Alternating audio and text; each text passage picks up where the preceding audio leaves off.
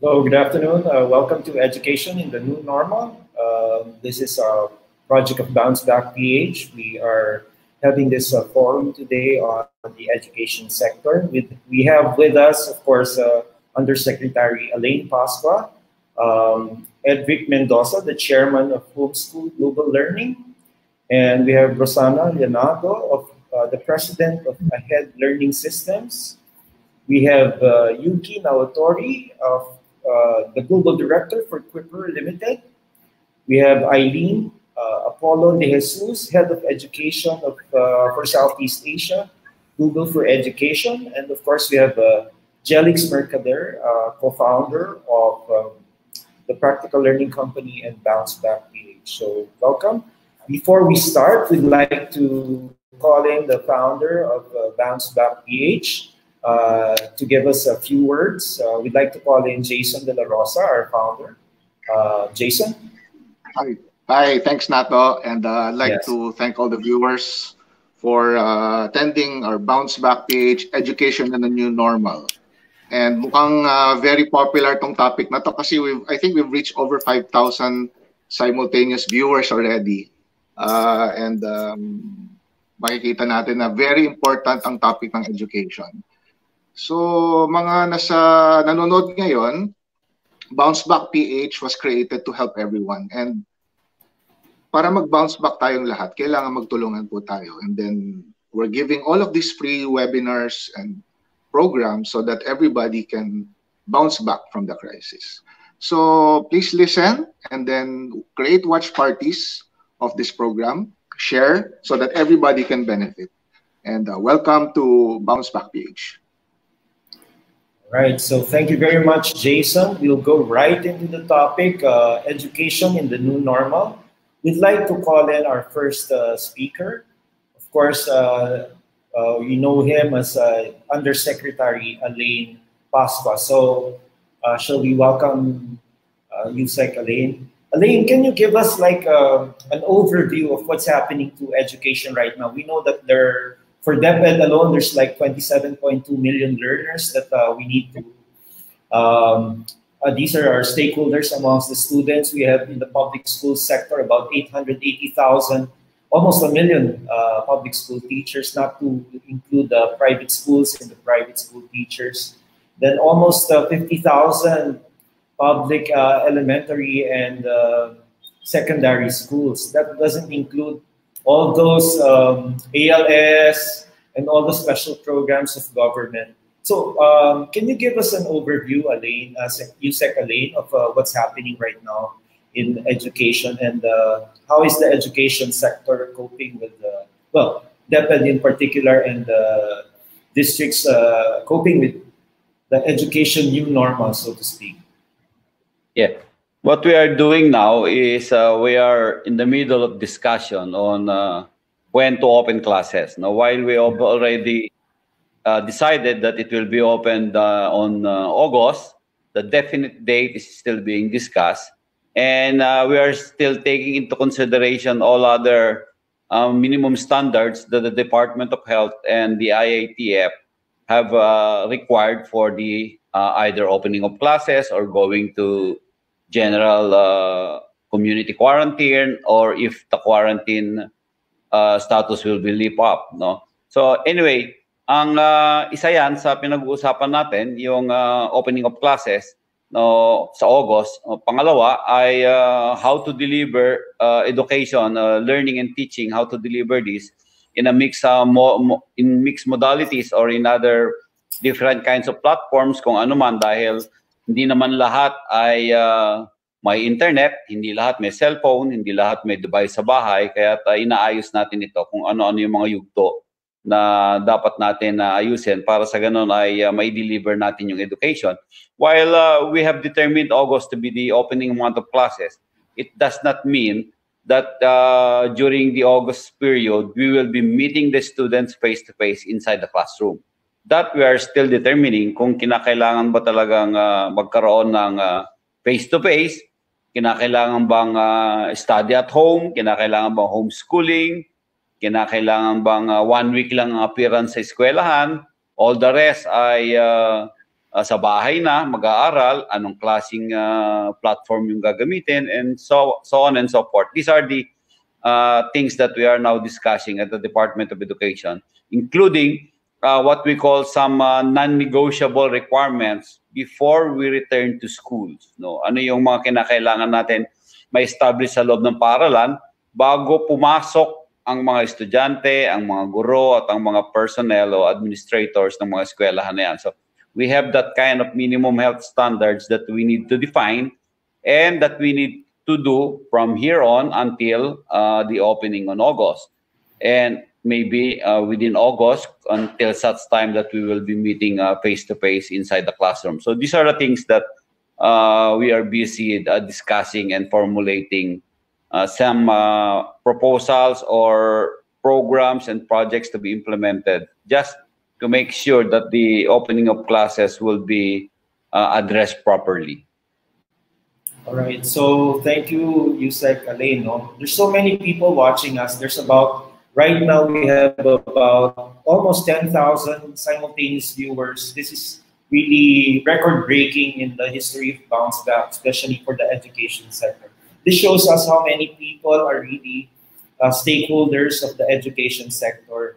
So with that, Yusek, Alain discussed the possible modalities and the safety nets that they need to implement for the school opening. It is projected in August. So maybe we can go straight and introduce our next speaker quickly. So we have with us also to discuss some modalities, some alternative modalities of education. We'd like to call it Edric Mendoza. He's the chairman of Homeschool Global Learning Incorporated. So this is one particular mode of delivering education, which is homeschooling. Edric, can you give us quickly, like, or briefly, how you think homeschooling would really help a lot of our stakeholders in the education sector?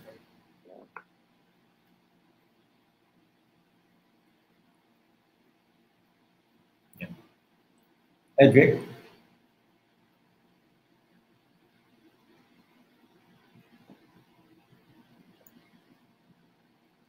All right.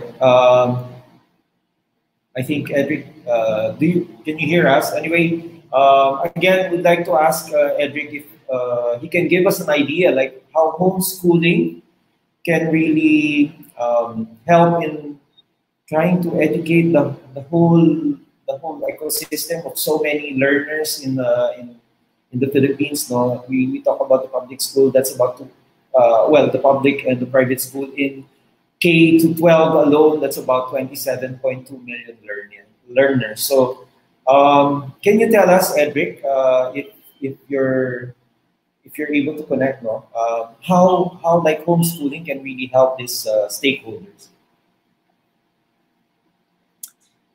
Nato, I caught, I think, the tail end of what you were saying. Yes. Your question is how homeschooling can help the people who are looking at the new normal. Is that correct? Yes, and like, for example, we're saying that, of course, DepEd will still decide. It's August, and then from August, in between now and August, like, how do we do it? Like, how do we educate the young people? And they're really the future of this country. So how do you think homeschooling can really briefly help our stakeholders at home? Right. Right. I think the world of homeschooling is upon the 1.2 billion learners across the world, including the 27.2 million you mentioned, K-12 in the Philippines, right? So the distinction that we've understood from the Department of Education, because we've been working with them even as I speak, I've been exchanging with some of the USECs as well. They've distinguished home-based learning and homeschooling. So the main difference is home-based learning still has the teachers and the school driving the learning of the child, albeit through the home using technology, versus homeschooling where the parent is driving the learning of the child. Now, to your question of how can the homeschooling infrastructure help in a time like this, one of the things we've seen, which many of the school systems are appreciating because everybody is pretty much learning from home, is scale. Homeschooling allows greater scale of the learning because there are more parents than teachers, and there are more homes than schools. So with the right technology to support the learning, then I think in terms of the new normal, this homeschooling mindset, having parents engage the child from homes, can do that, right? But the challenge that we see and the trick would be the how all that of learning and teaching their children must be willing to undertake it and must be equipped. The big word we're trying to help in information education is shifting from a teacher mindset to a facilitator mindset. A facilitator, someone who does not need to have all the information that they learn. Instead, they're resourceful enough to find technology platforms like Google, which we will hear.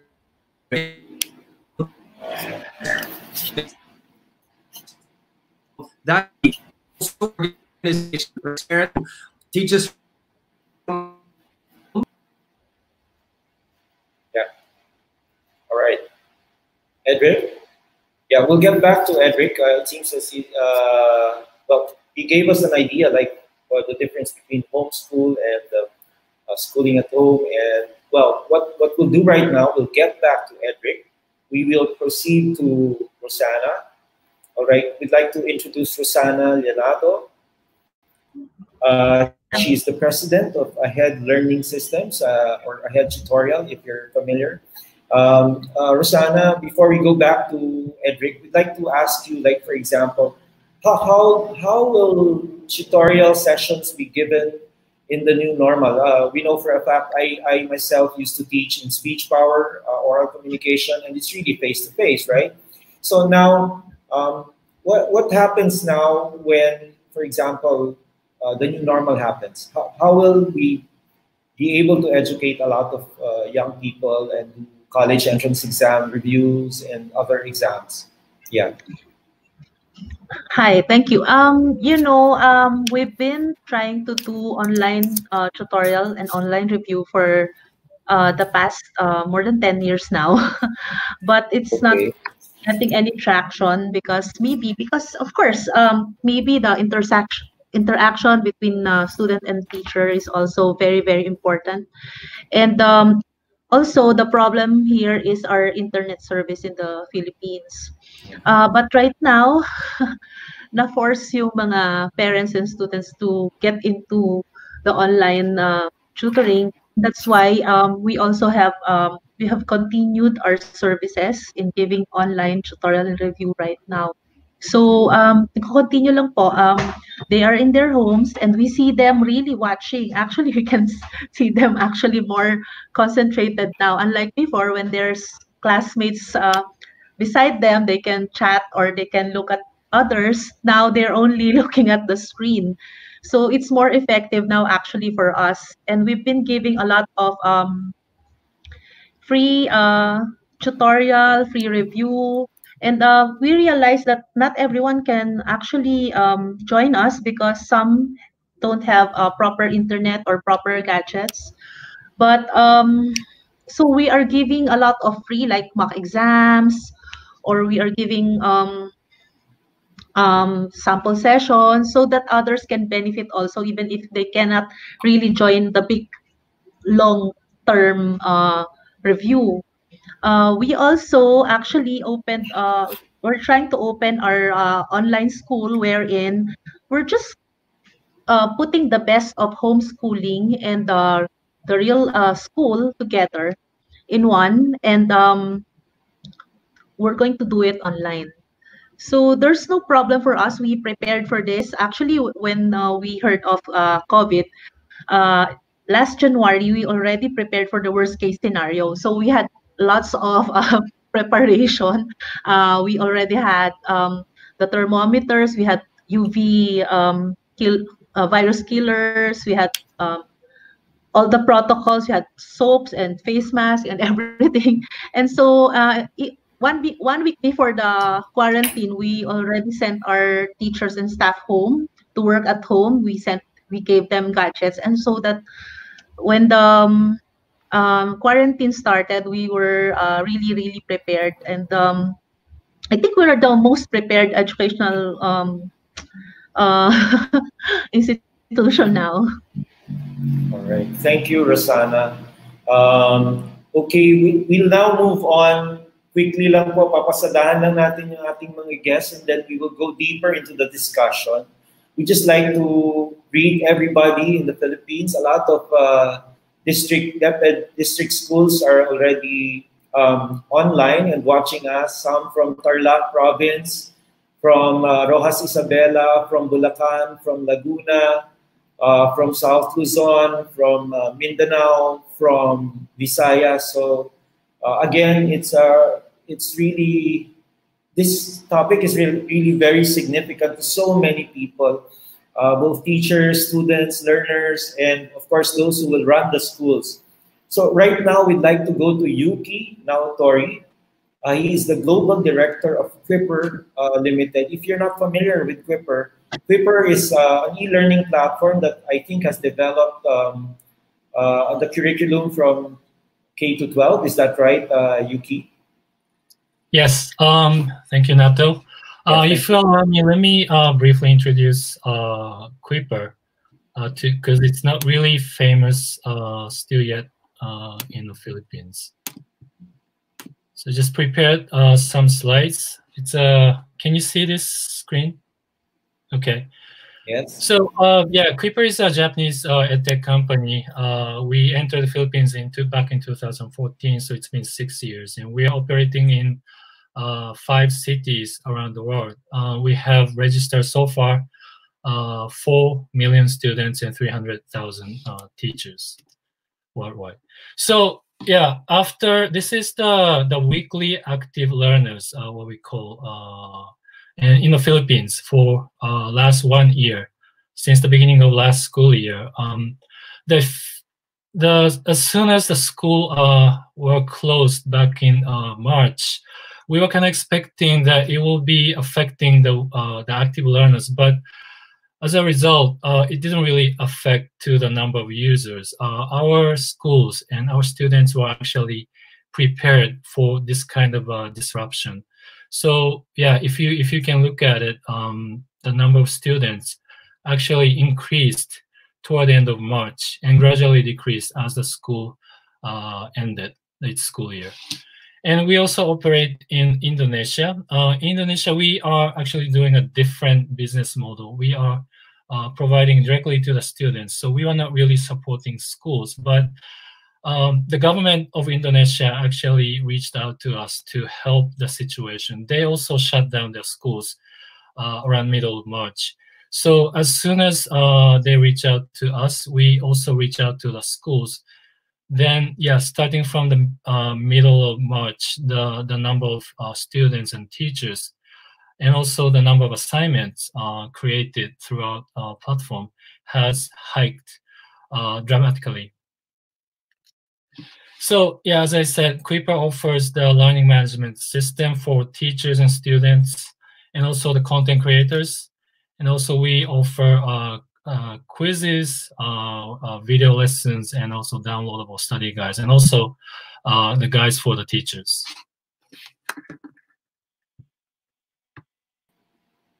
That's what we have been developing and what we have been doing in the Philippines for the last 6 years. Not just in the Philippines, but in Japan and Indonesia. All right, Yuki, we will get back to you again. At least the people, the stakeholders, again, are getting a better idea of what tools are already existing in the education sector that we can actually use. A lot of teachers were asking me, how do we do this? Some teachers need to be retooled. Some are not used to doing this. So, marami pa. I mean, there's a lot more things that we can do. Domo arigato, Yuki. Now we go to another guest. But before we go to Eileen, we'd like to greet the people from the teachers and the district offices of DepEd watching from San Pablo City, from Cotabato City, from Cabagan Isabela, from Nueva Vizcaya, from Cavite, from Misamis Oriental. So, as I said earlier, a lot of people are watching us and really they want to understand what's going to happen in the education new normal. So, we'd like to call in Eileen Apollo de Jesus. Yes, she is the head of education for Southeast Asia for Google for Education. Eileen, can you tell us what Google for Education is doing right now in like connecting the digital divide for our learners? Yes. Yes, so magandang hapon sa inyong lahat. Thank you so much for attending this session today. So we have been actually responding to this crisis since as early as February. And of course, one of the larger concerns has always been the teachers and if they're actually able to do distance learning. So at Google, we actually have a couple of platforms that you can use. One of it is G Suite for Education, which includes Google Classroom, and then there's also Google Meets. And this is free for all schools to use across the globe, actually. And then the other part is, of course, we also have our devices we call Chromebooks. But then, like, these are just, platforms that we provide for schools to use. The other part of it is how do we actually prepare teachers? So in the Philippines, as early as April 2 to April 7, we actually hosted a week-long webinars already for teachers, which you can find on YouTube to rewatch. And there was another series of webinars also for teachers hosted by our Google Educator groups, and more are actually coming. So we hope that this could help teachers learn and, be able to manage distance learning for their students. All right, thank you, Rosanna. We'll go back. We'll get back to you later. Later in the discussion, we'll have like what we can do in the next few months to like automate and make things possible for our education sector.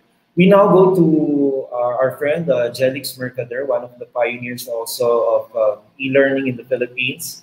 He is a co-founder of the Practical Learning Company and also BounceBackPH. So Jelix, good afternoon. Hi, Nato. Hi, everyone. Thank you for joining. And yeah, it's really interesting how e-learning and blended learning is suddenly becoming a trend in just a few weeks. A few years back, it was very difficult for us to promote e-learning in schools. I remember during the time of Jason when he invented the virtual campus in 2011. This technology was just really ahead of its time. But today, there's so many teachers looking for platforms and a lot of questions on how to use the platform, on what platform to use, and where to get content. Maybe one thing that I'd like to point out in this discussion is that educators, especially teachers, should not only look at the platform in terms of e-learning, but also especially look at the learner and how the platforms will be used and will be significant to the learning objectives that they've set. Because I think the tendency, and this is what I've observed in the past weeks discussing with educators and professional trainers, there's always emphasis on the platform and technology, but there seems to be little emphasis on the learning objectives and the learner. So I think it's very important that we focus on that as well. And we're glad to have Google and Quipper here because these are two of the bigger platforms that have worked not only on using platforms and technology, but also focusing on learning. So yeah, for now, Nato, that's what I can say. All right, thank you, Jelix.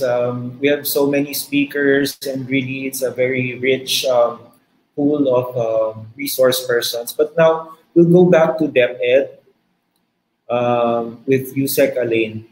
So welcome back, Yusek. So if you noticed, I think if you can see the live comments, I think all the high schools in the Philippines and the elementary schools, the district offices are watching. So it's a good thing that this is really a significant thing for us in BounceBackPH because a lot of us in the core are mostly SMEs and entrepreneurs. But then again, like for the first time, we're having this one for the education sector. And next week, we will have it for the tech, GOC, and training sector with Tesla and other training institutions. So, but for now, how do we transition USEC Elaine? For example, we know for a fact that DepEd, when I was still in Congress and until now, has the biggest budget in the country. But the problem is, sabi nga nila, when we like do our strategic planning, when we budget for DepEd and all those executive offices, we didn't budget for COVID-19.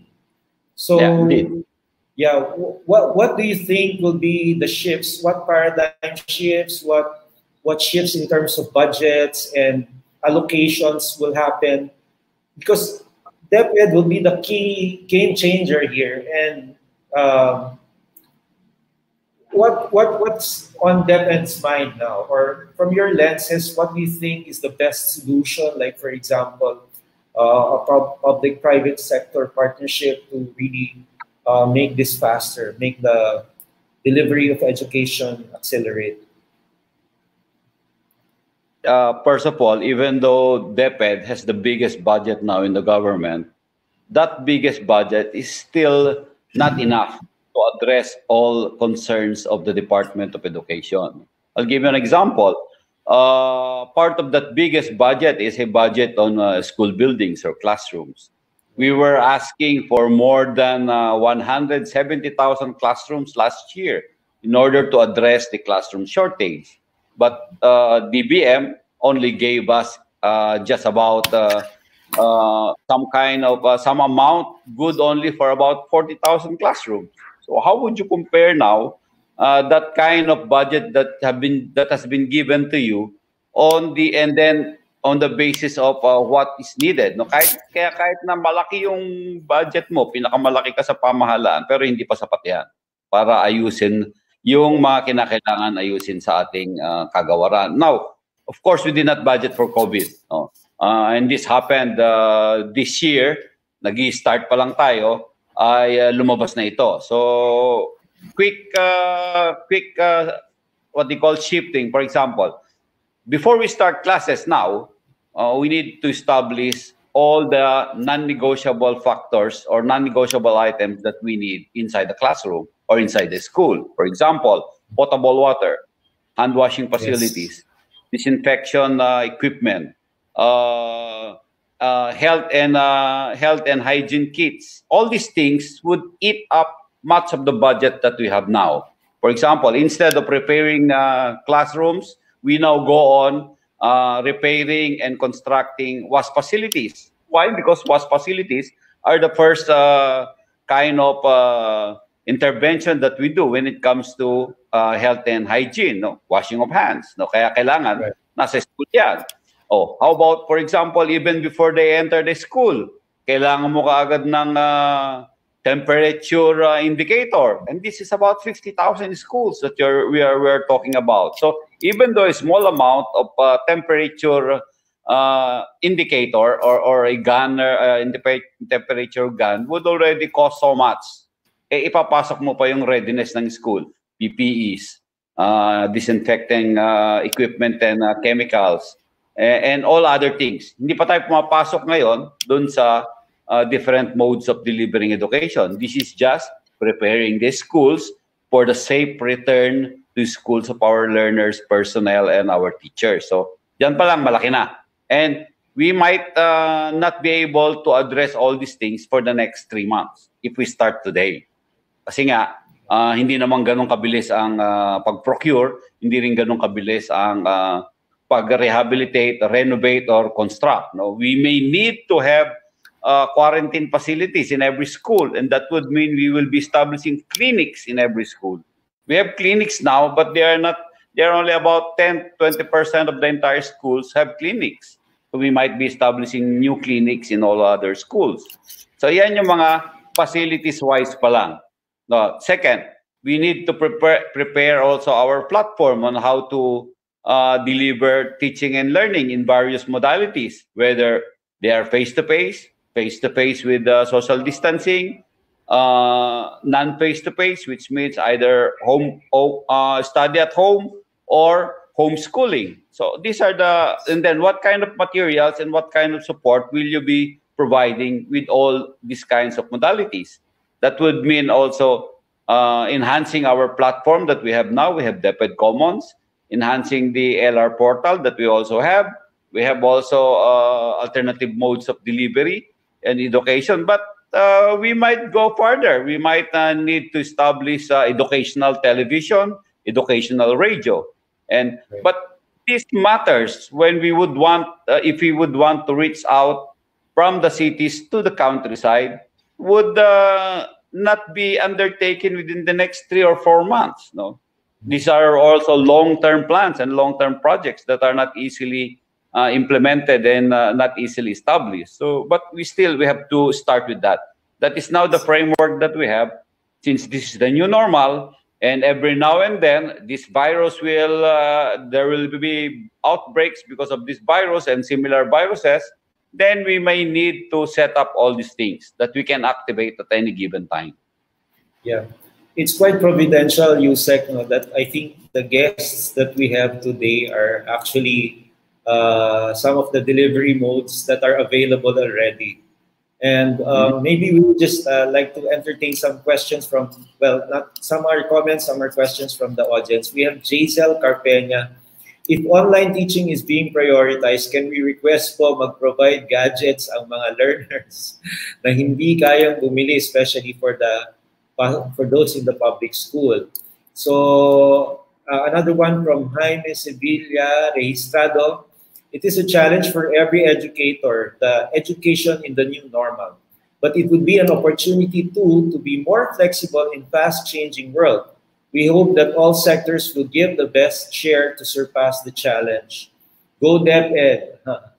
We heal as one. Sulong Edukalidad. So most probably these are from also the public sector. So what we'll do now, USEC will open the discussion, for example, together with our public sector partners right now. No?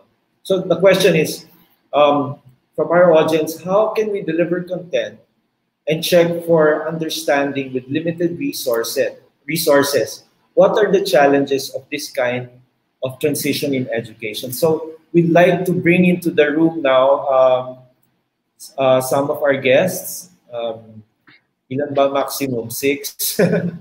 Okay, so I can go out of the room so we can have the 6 discussants discuss the possibility of the delivery mechanisms. And then who else is not here? See, then I can go for the meantime. Then I will moderate using audio.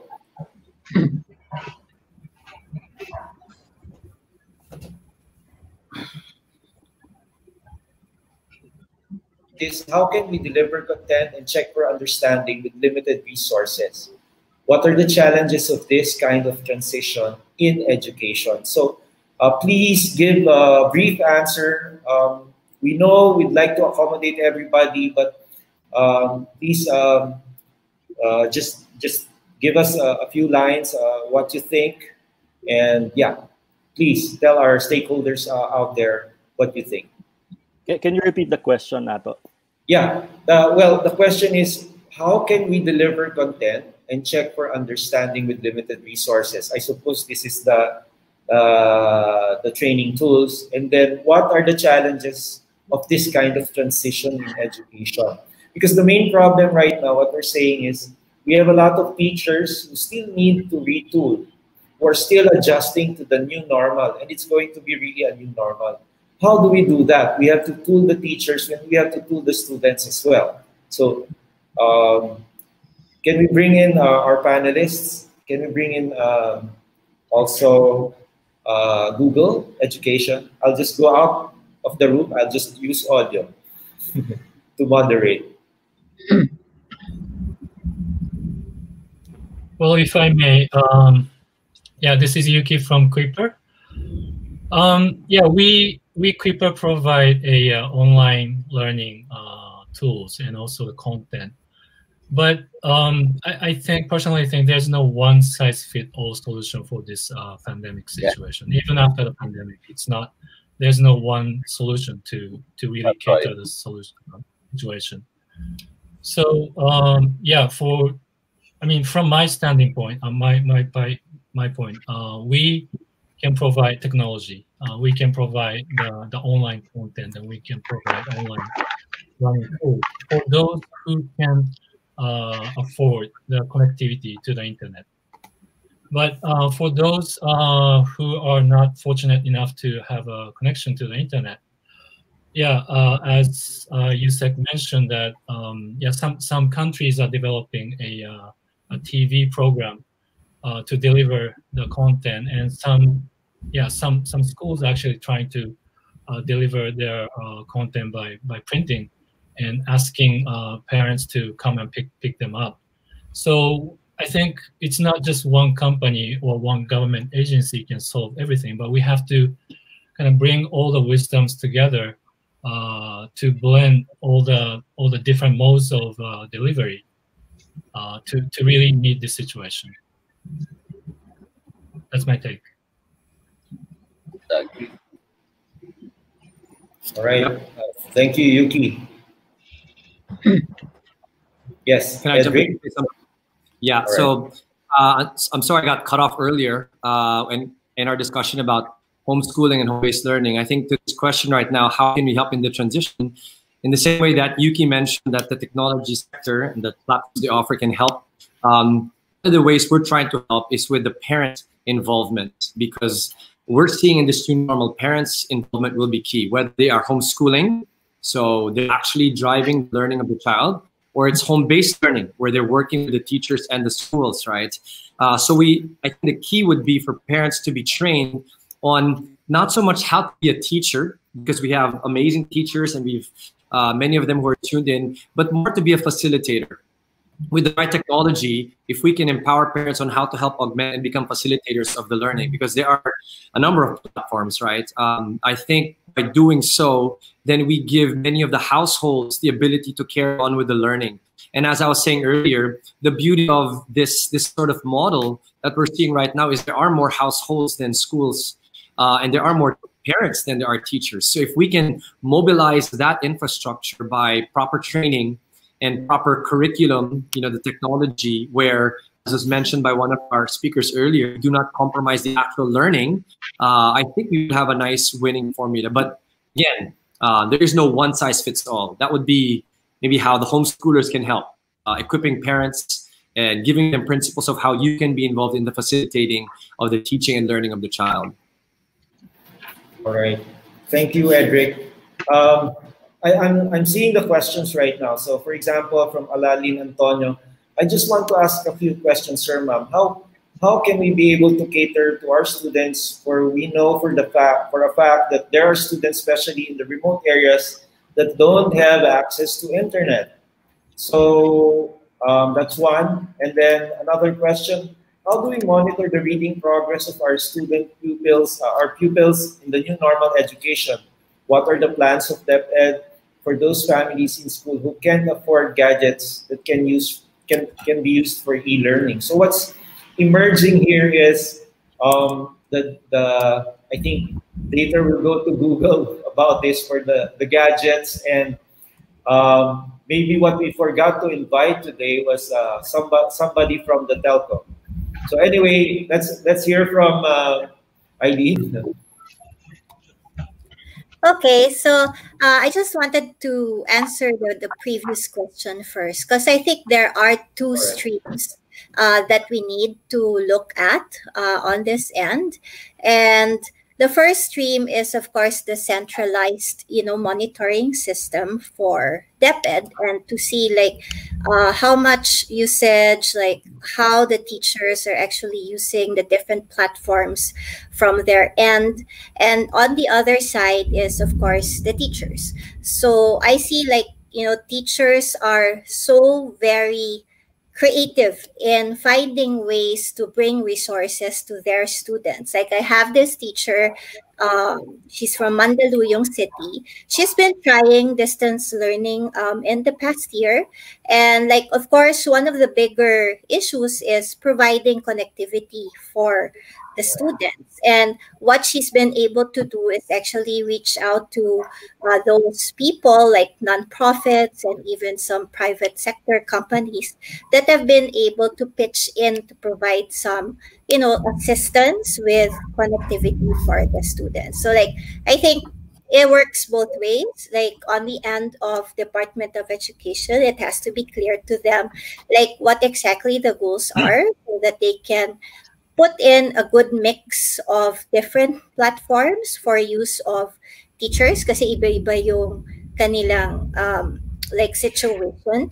And then on the other hand, also understanding from the end of the teachers, like what is it actually that everybody needs to do in order to help the teachers. Thank you, Eileen. How about Jelix? What do you think? What can we do about this? Well, DepEd in the private sector has a long history of partnerships. And I think this is one big opportunity where the private sector can really come in and support not just DepEd, but other private schools that may not be able to afford this kind of transition. We see here 2 or 3 concerns. First of all, of course, there's connectivity and access because not everyone has or could afford connectivity and could afford gadgets. And then second, quality. Can we ensure quality of learning in this kind of transition? And I think this is where the platforms and the content providers can also come in, given that they've done so much content over many years already. How can they help ensure quality of learning? And then third, of course, is governance, because I'm not just talking about DepEd, but the education sector as a whole, because this is a different kind of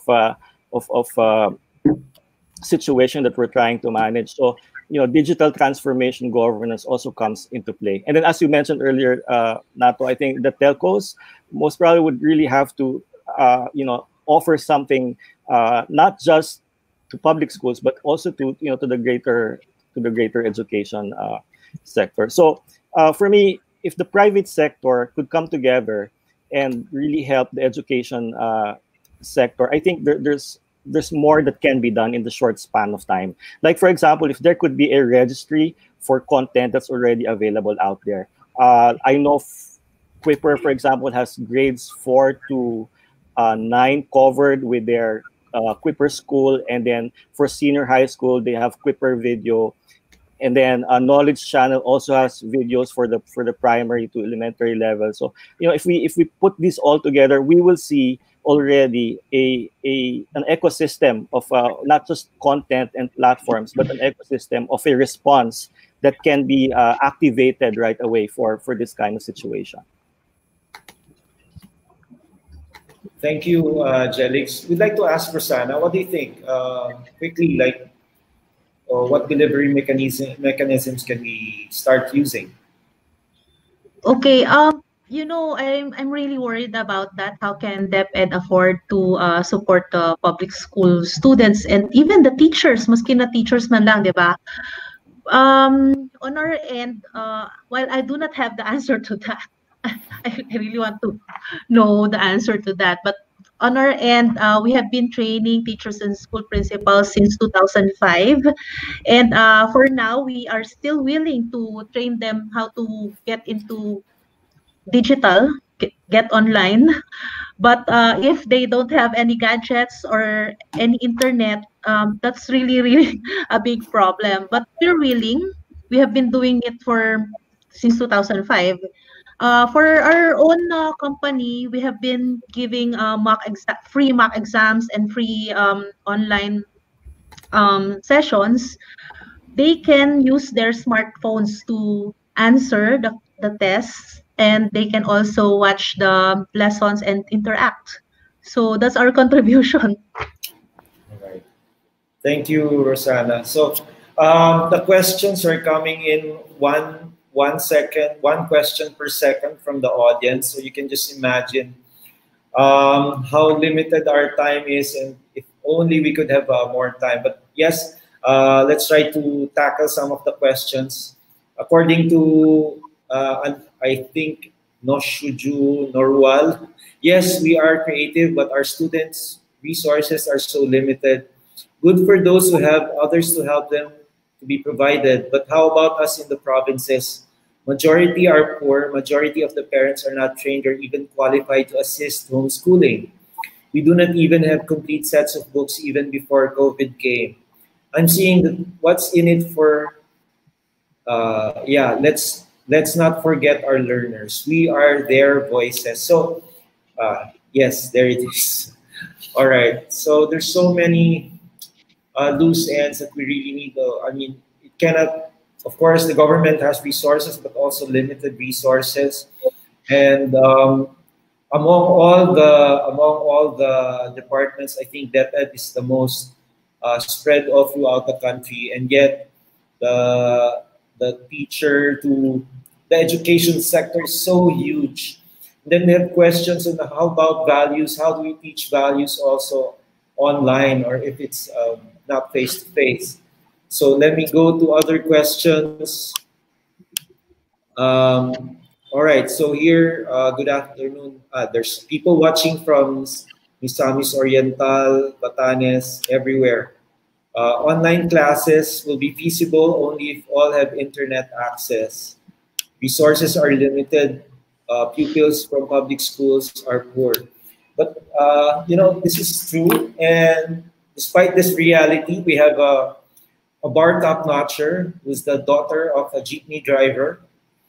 And another bar top-notcher who's coming from a poor family. So I think this is not impossible.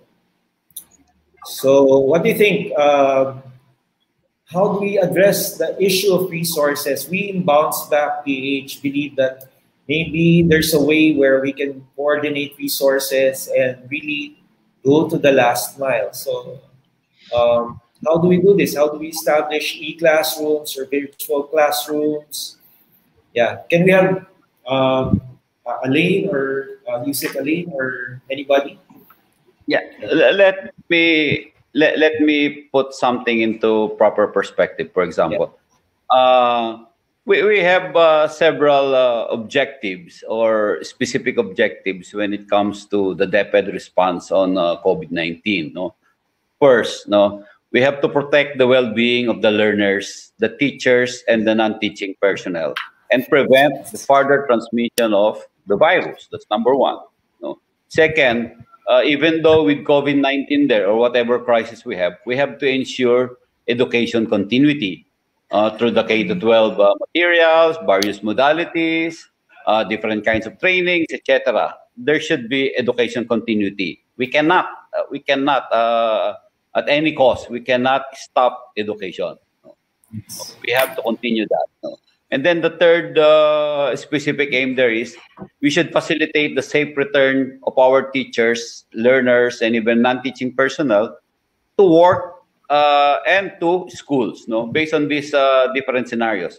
But then again, who will dictate the minimum standards when it comes to the health and when it comes to the question of the virus? It will always be the Department of Health or the IFTF. They have classified already the different minimum standards that we need to observe. No, and we might be following up that kind of approach. For example, every city, every province, every town, every region may be classified in accordance to the risk that they have. Do they have a low risk situation? Do they have a medium risk? Do they have a high risk? Are they in GCQ or ECQ? Because all these scenarios and all these what they call status would determine what kind of delivery mode will we need to apply. Okay, and then second, there are things that we can change and there are things that we cannot change. For example, in the Philippines, not all areas in the Philippines have cell phone signals. That would already be an indication that in several areas in the Philippines, we cannot deliver education via online or via internet because not all areas have a signal of the cell phone. No, and we cannot do anything about this within the next 2 to 3 years because these are telco-based and these are not even the Department of Education cannot even change this kind of situation that we have. But what are the other technology that have reached until the last mile schools, the so-called last mile schools? Well, we have television, we have radio. But then again, we'll have to, another question is, how do we apply education in TV and in radio? are we equipped at this moment to a broadcast of teaching and learning in the classroom through the use of TV and through the use of radios? Maybe we can set that up within the next 3 months. But which channel do we use? Oh, we will not be able to only deliver education for the kinder for 1 hour a day, for the grade 1 for 1 hour a day, or for grade 2 for 1 hour a day. Then you will need not only one channel, but about 3 or 4 channels in delivering that.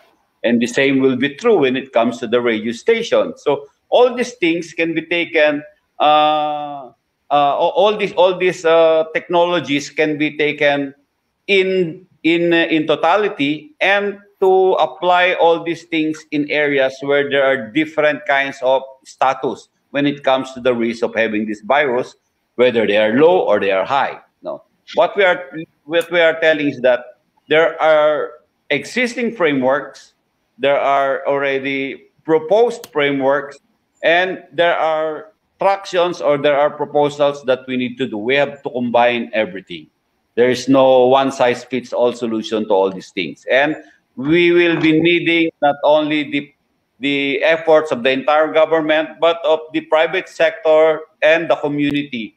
We need to collaborate with everybody and to have a delivery of these things, because even the number of devices that we have in every household is even being questioned right now whether they are correct or not. Now, for example, the data that we have in the worldwide scenario is that the Filipinos or the Philippines have 153% penetration of cell phones inside our country.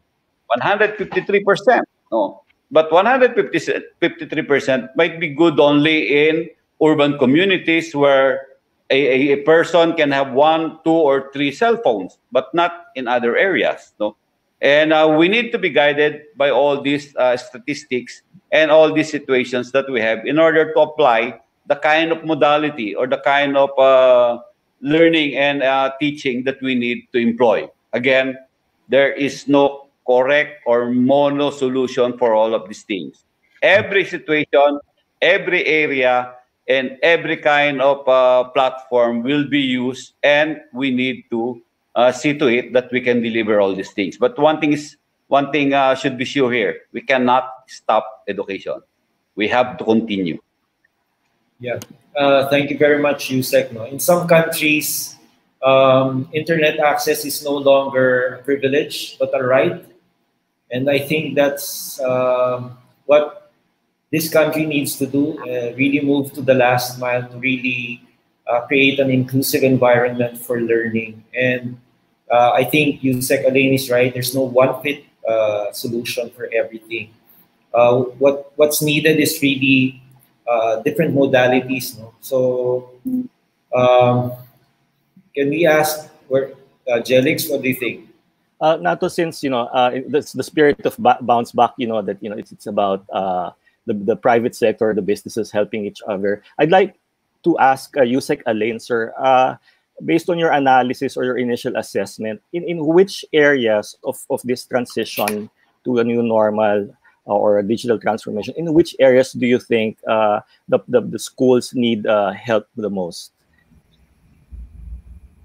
At the moment, maybe the most possible areas that we may need several kinds of interventions are those areas under ECQs, because under areas under ECQs, we cannot resolve this matter in the next 2 weeks or in the next 3 months. This will go on and on. No, remember, our community quarantine, have been resorted to not to remove the virus, but only to hinder its spread. No. We are not killing the virus because of the quarantine. What the quarantine is doing is only to slow down the distribution or the dissemination of this virus. So once the ECQ or the GCQ, General Community Quarantine, will be lifted up, and if the people are not ready to still observe social distancing and all other preventive measures, it will spike again because the virus is here. No, we have not yet resolved the killing of the. That's right. So sir, dito po sa mga areas under ECQ, ano po yung nakikita nyo that you know, the schools would really need help with, like connectivity po ba, platform, content, or gadgets? Like if the private sector were to come in a concerted effort to assist education, paano po makakatulong? Yes, essentially, for example, what we did when the community quarantine kicked in, that's a month ago, is we have to introduce DepEd Commons. No, the DepEd Commons is already in our program, but not to be launched at this time because it's imperfect, it's incomplete. There are so many loopholes, etc. But when the quarantine came in, we were forced to make it live. Why? Because there are still some lessons undelivered for the last quarter of the year. That's the first thing that we need to do. So we populate DepEd Commons with materials that would answer the last quarter of the year, to deliver that last quarter of the year. And then after that would be on how do you deliver the assessment or even the grading of the students, which we have resolved that in another computation, in another formula, and in another approach. This time, what we are now preparing, how do we deliver education for the incoming school year, where there will be first quarter, second quarter, and third quarter, and fourth quarters under this condition that we have.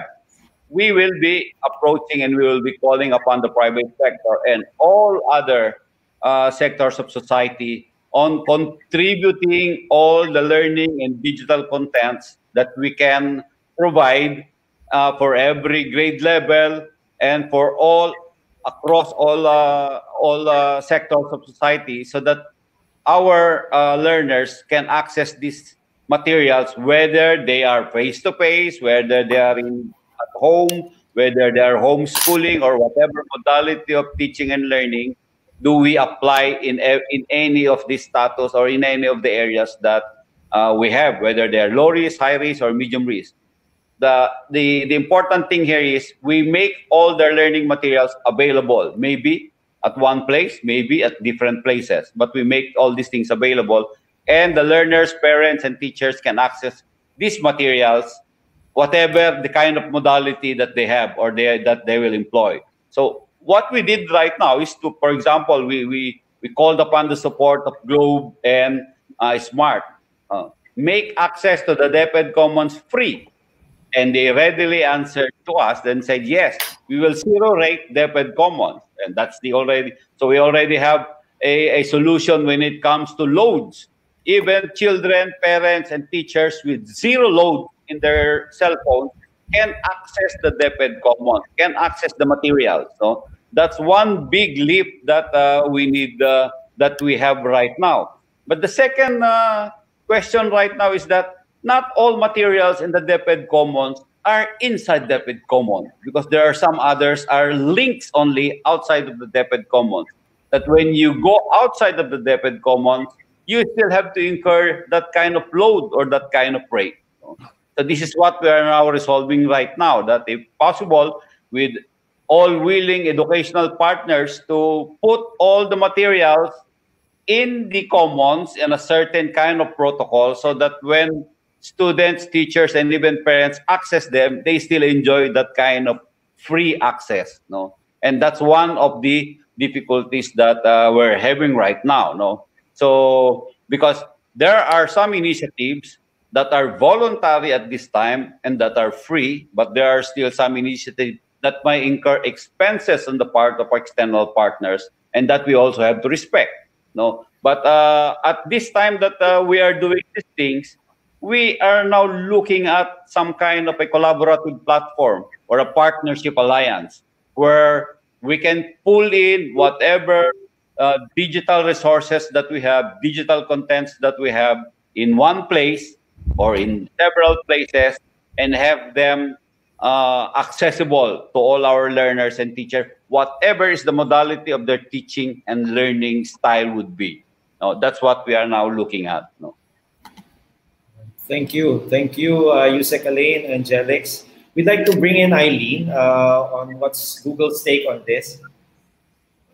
Yeah, so we actually have free tools and we're ready to support DepEd on this one. In fact, I've been working with Elaine's team for deployments across the Philippines to provide as an option using Google Classroom and Google Meets across schools. But of course, we wish that the telcos would provide some support, for zero rating classroom and Meets so that the students and the teachers can use it. And of course, another thing is we're ready to also help DepEd to provide training for their master trainers, their IT officers, and their HRD also, so that the teachers who are keen to do distance learning can learn how to actually do this. And content-wise, of course, DepEd Commons can easily be connected to Google Classroom so that teachers can just click on a button and it will go inside Google Classroom.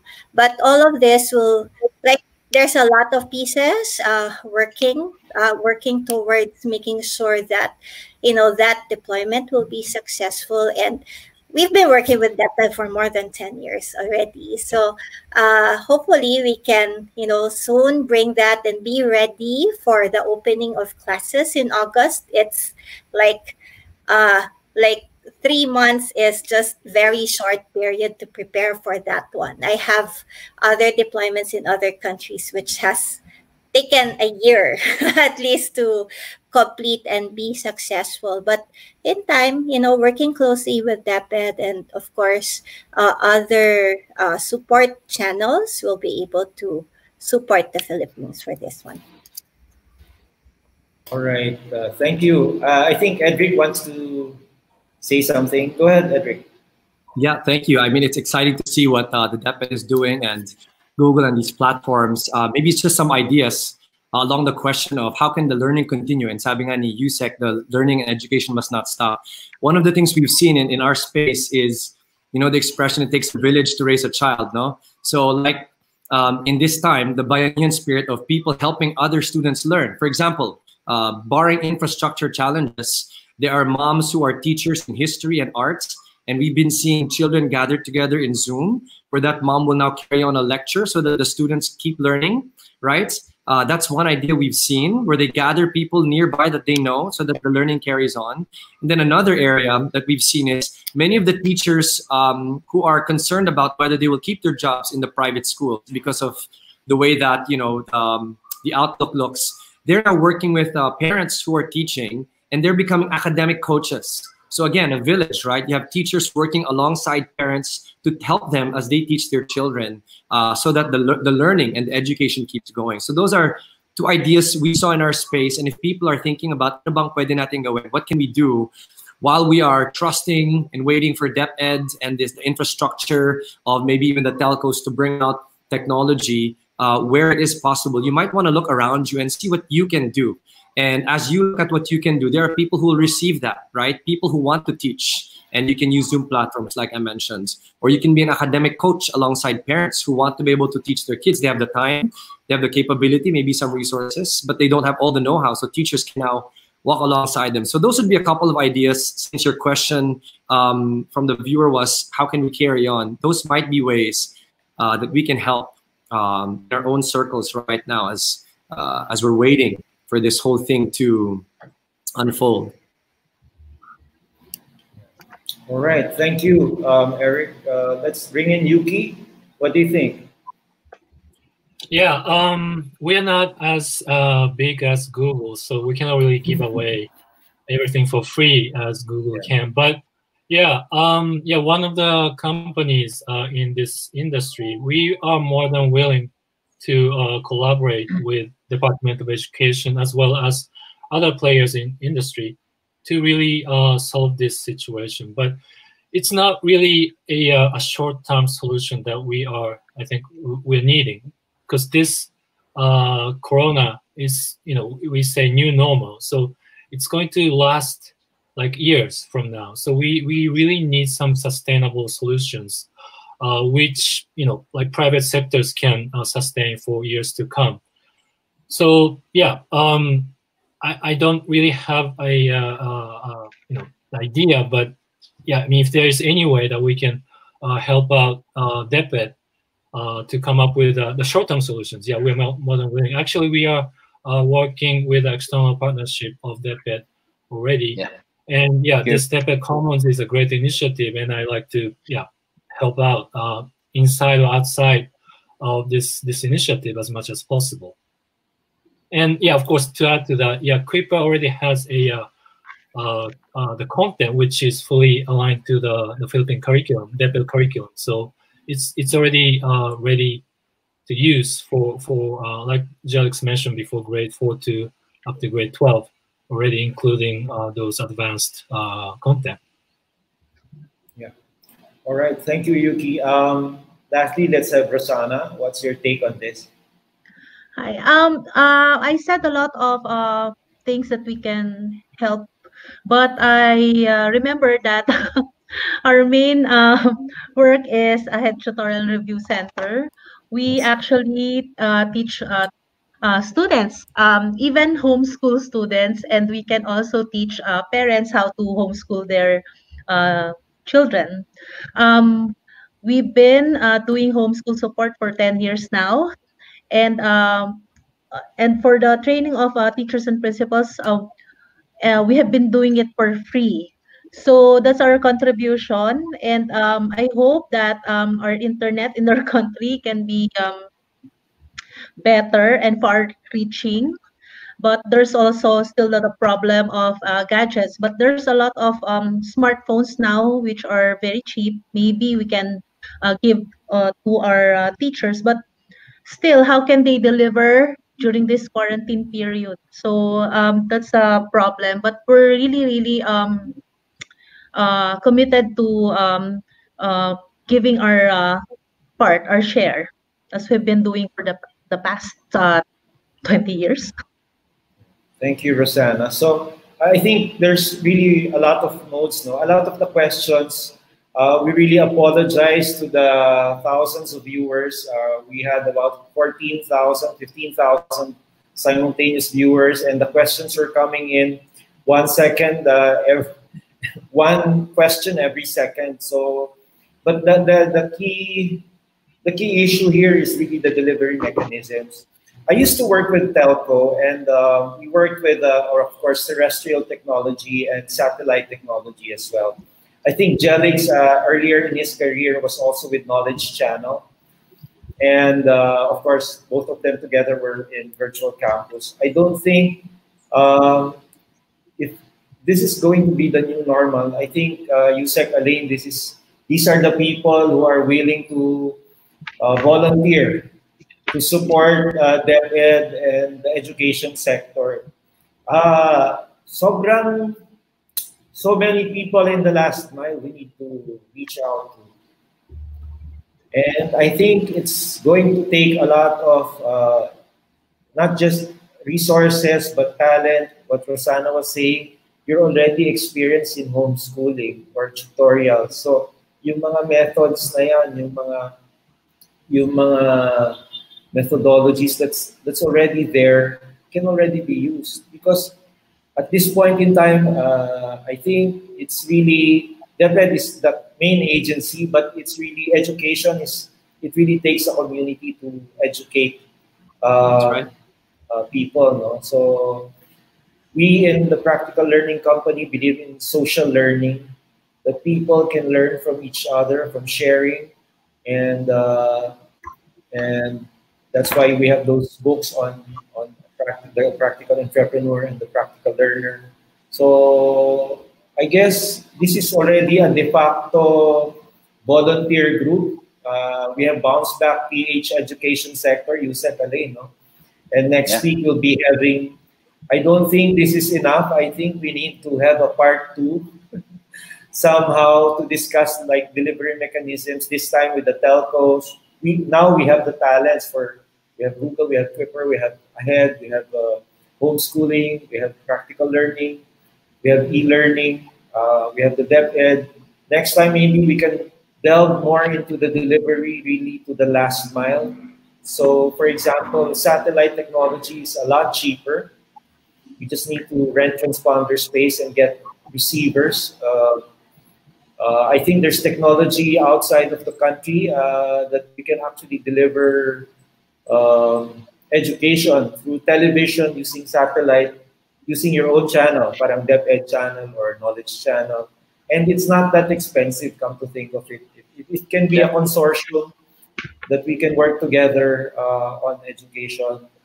Ano na kami, volunteer na kami kaagad, everybody.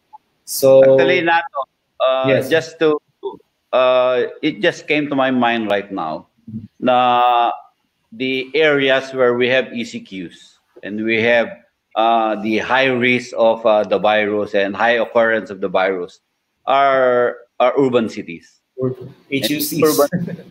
Yes. These urban cities have the kind of signal that we would want to have when delivering education in their school, in their home. Okay, and when we look at the last mile schools or last mile communities, where there are apparently no occurrence of the virus, there are some isolated islands, isolated mountainous areas. These are the what we call the last mile schools. The last 20 to 30% of our learners in our population.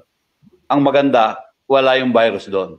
They can still have that class that we normally have. They can have face-to-face classes. No, so kahit wala silang internet doon, pwedeng ituloy doon yung face-to-face. So that's one consideration that we're looking at. Ang talagang delivery natin ngayon ng digital contents, nakafocus tayo dito sa urban centers. Nagkataon naman sa urban center, mataas na yung cellphone ownership, mataas din yung cellphone signal occurrence. Kaya pwede naman natin pagsama-samahin yung mga yan. Hindi pa rin maiiwan yung ating mga last mile schools. That's right. That's right.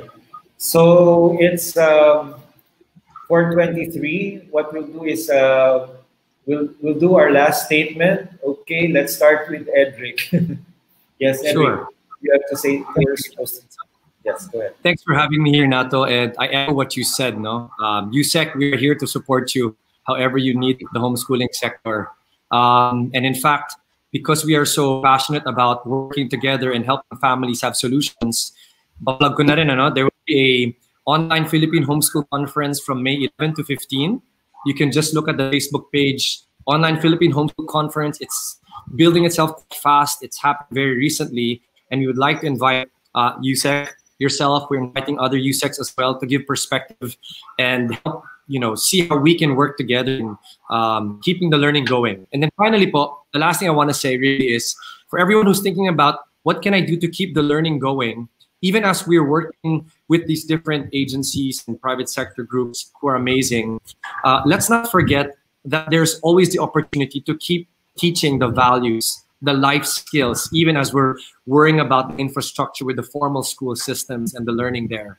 And because we're all stuck at home, may pagkakataon po tayo to now go back and strengthen character in our children. Because as we know, as the Filipino people, if they have good character, the rest can follow. So that is my encouragement to many parents who are looking at solutions. That is something within our control right now.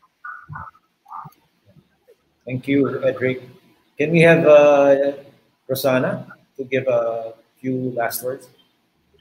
I hope na laging ma-prioritize din yung education like food and water and air. Because dyan lang talaga tayo magiging successful in life. And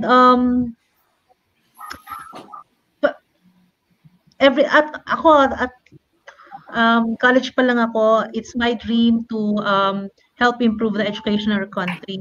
And I've been doing it for the past 25 years. I hope that I can do more. We've been helping a lot in the education area, but there's only so much we can do. So sana yung mga nanonood ngayon, they can also contribute in many ways, in some ways or one way or another.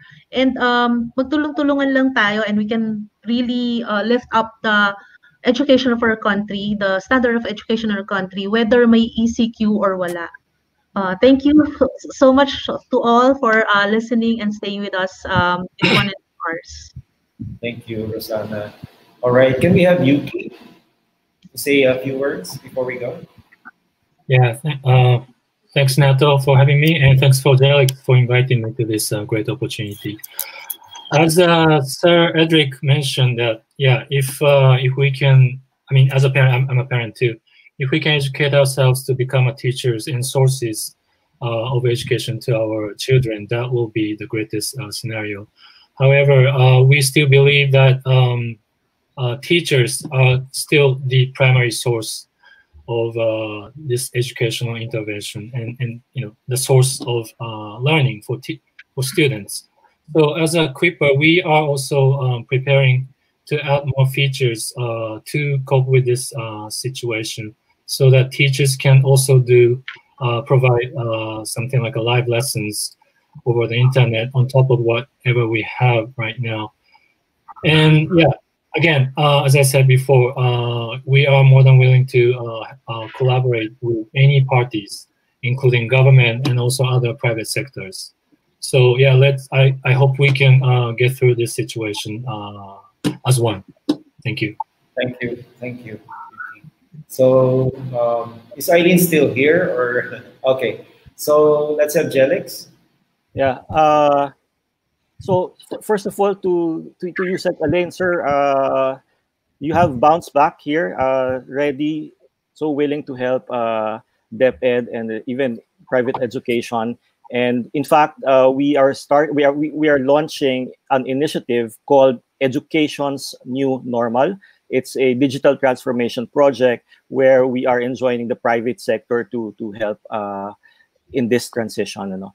And to our teachers, I would just like to echo what our founder, Jason De La Rosa, has written in his book. He just launched the ebook today, and it's available online.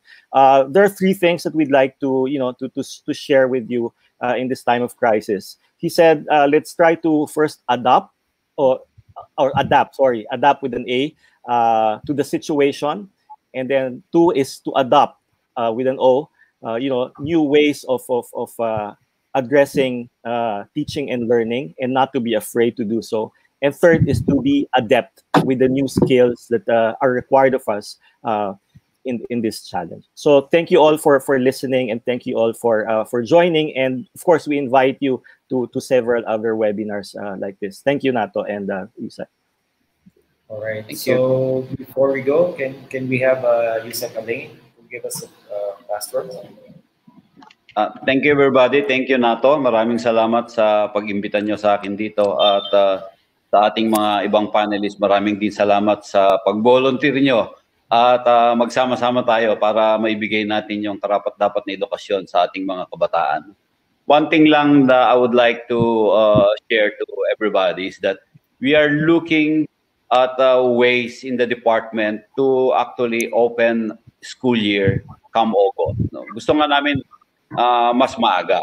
Ang problema lang, ang magdidikta sa atin dito sa pagbubukas ng klase ay hindi yung kagustuhan ng Department of Education, hindi yung kagustuhan ng marami sa atin. Kung hindi, kung ano ba yung epidemiology ng virus na ito, ano ba yung risk na meron tayo ngayon dahil sa virus na ito. That is the one thing that is dictating us on the date of the opening of classes. Not because we feel we would like to open immediately classes, or that we should start it as soon as possible or delay it a bit, etc. Yung epidemiology talaga ng virus at saka yung risk. That's one thing that nagsasabi sa atin kung kailan natin dapat simulan uli ang pasukan. Anyway, pwede naman tayo magsimula kaagad, pero hindi naman kinakailangan face-to-face. Doon sa mga lugar na mataas ang risk. At doon sa naman lugar na walang risk, pwede naman ituloy katulad ng ginagawa rin natin dati. Anyway, ang isa pa namin tinitignan dito ay kung paano ayusin yung buong school year na matapos ang school year natin next year na hindi papatak sa summer. Dahil ang ating mga eskwelahan ay hindi nakadesign sa summer study. O mainit ang ating mga eskwelahan. No? Sa dinami-dami ng design ng mga DepEd schools, when we start redesigning these schools, we redesign them kasi dapat malakas ito at kayang Hindi siya dapat na magalaw ng bagyo, ng earthquake, o ng ano paman. But we forgot na kinakailangan palang i-design din ng ating mga eskwelahan para pwedeng mag-aral ang ating mga bata, ang ating mga teachers kahit summer. But that design is not available to us right now. Kasi nga hindi ito nakita for the last several years. Kaya we might be instituting several changes again on para hindi tayo umabot sa summer period, para hindi mainit yung pag-aaral ng mga bata at saka mga teachers, no? So maraming po salamat sa inyo. Maraming salamat sa pagpunta niyo rito. We need to bounce back, no? There's no other alternative. Thank you. Thank you, Yusek Alain. I was thinking kanina, when you said designing for schools na pwede sa summer at saka malakas, may kaibigan kami na gumagawa talaga ng green design. So anyway, one of these days, we will introduce him to you. Anyway, we'd like to thank everyone. We have so many people in the audience. We have earlier, we had 15,000 simultaneous views. And this just goes to show you how big the stakeholders numbers are, and lumabas yung mga pangangailangan that we really need to focus on the delivery of education to so many people. And with that, also we concluded, is Jason still here? I think our founder, and of course BounceBackPH already has an education sector group, which is about 2,500 volunteers. And these are all leaders in education that would like to volunteer already. So you have a volunteer base na, Boss Alain. And of course, we'd like to also greet my professor, si Prof. Liling. I get well soon, and we pray that together we can bounce back as a country. Then everybody with all the talents, the skills, and the resources that we can pull together, we can really become a first world nation quicker than we expect. And this COVID-19, I think, equalizes that opportunity for everyone. And for as long as we make our education really inclusive for all. So with that, we'd like to thank, of course, DepEd, Ahead Tutorial, Clipper, Homeschooling Global, the Practical Learning Company, and Google Google for Education. Of course, our e-learning partner, Elearning, and the Practical Learning Company. So, ladies and gentlemen, we'd like to thank you. Maraming salamat po sa pag-attend ng ating webinar. I hope this is not the last, and we will reach out to the education sector as much as we need to, and hopefully next time we can have the delivery guys, the telco people with us in the discussion. With that, we conclude this webinar on education in the new normal. Thank you, and good afternoon to everyone. Thank you.